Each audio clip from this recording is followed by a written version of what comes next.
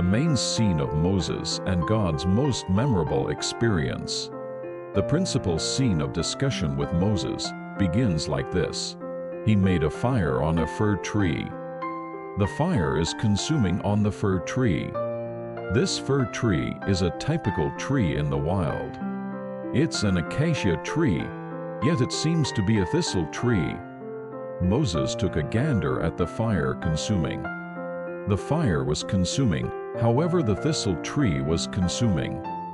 The fire was consuming, however the tree was not consuming. This is God's fire. God's fire will be fire, yet it doesn't consume the tree. The fire will be fire, yet it doesn't consume us. The essence of God is fire. The essence of God resembled fire in the sanctuary of Magi.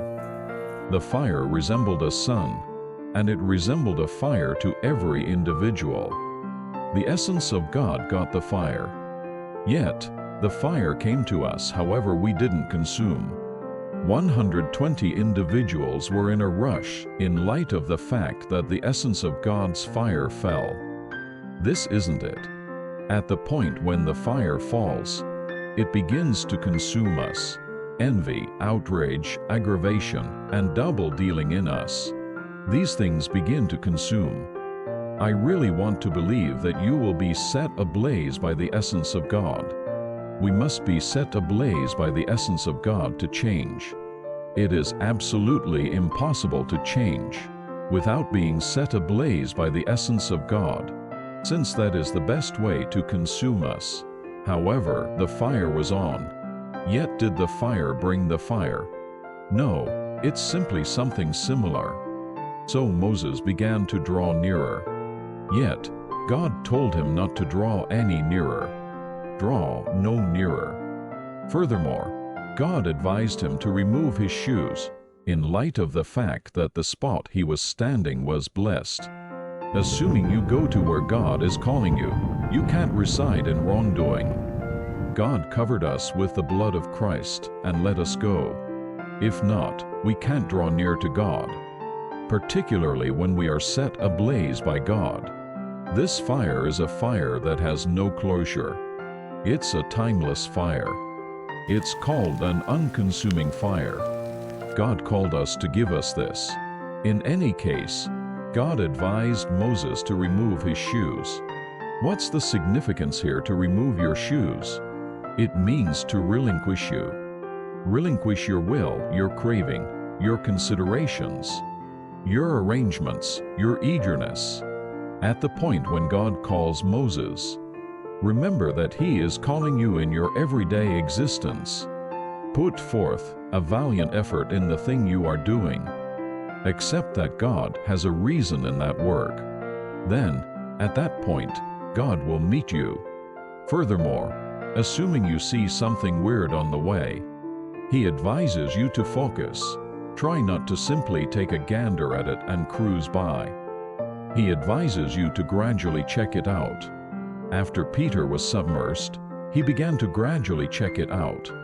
Up to that point, he just passed by, saying that he planned to love the blessed sanctuary. At the point when he looked carefully, he saw this poor person. This transient is requesting cash. What he wants isn't cash, however, God. So when he saw the hobo gazing at him for cash, Peter took a gander at him cautiously and said, "I don't have silver and gold, yet I give you what I have. Stand up for the sake of Jesus Christ." Then, at that point, he stood up and strolled. What he needed was cash. Yet, what is it that he truly need? We might come to chapel to request cash. God, if it's not too much trouble, give me prevalence. If it's not too much trouble, give me cash. If it's not too much trouble, give me an elevated place. I couldn't say whether you will bring this. What is it that God needs to give you? He needs to give you a fire that doesn't go out. God's motivation is to give you this fire. That is the way you go about God's responsibilities.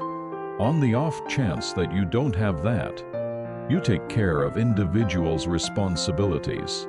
To make Moses a person, He ought to have called him a long time back. Around then, he was loaded with blood. He's at an age where he can do anything. There are many individuals in their 40s now. Who's apprehensive at this point? I was truly not apprehensive in my 40s. The most frightening thing for me is my blood. There's nothing else to fear. Yet, when Moses was loaded with blood, at the point when he figured he could do anything, at the point when he assumed he was the most fit, how did he respond? He killed individuals. At the point when you believe should follow through with something, kill it at one beat. At the point when I do something I need to do, individuals get injured. I get injured, and others get injured. Try not to come to chapel to work. You're not working here. You're here to see the fig tree. You're here to meet God. You're here to get the fire as would be natural for God. You're here to track down the light as would be natural for God. You're doing it outside. You're doing it on the planet. What are you doing at chapel? No. Everybody. At the point when this fire comes, we can't remain still. The fire doesn't go out. When you're in, you'll be there for eternity. Moses needs to get the fire to do what he needs to do. When does God meet? At the pinnacle of life. When you're in the castle. No. At the point when you're in a hopeless state at home. Whenever you're at the absolute bottom in your life. At the point when you assume you don't have anything. At the point when you figure you can do nothing. That is when God meets you. Then what is the capability and necessity that God calls us to? It's the acknowledgement that I can do nothing. It's an admission that I merit nothing. I genuinely want to believe that you understand that you are not qualified without fire of Holy Spirit.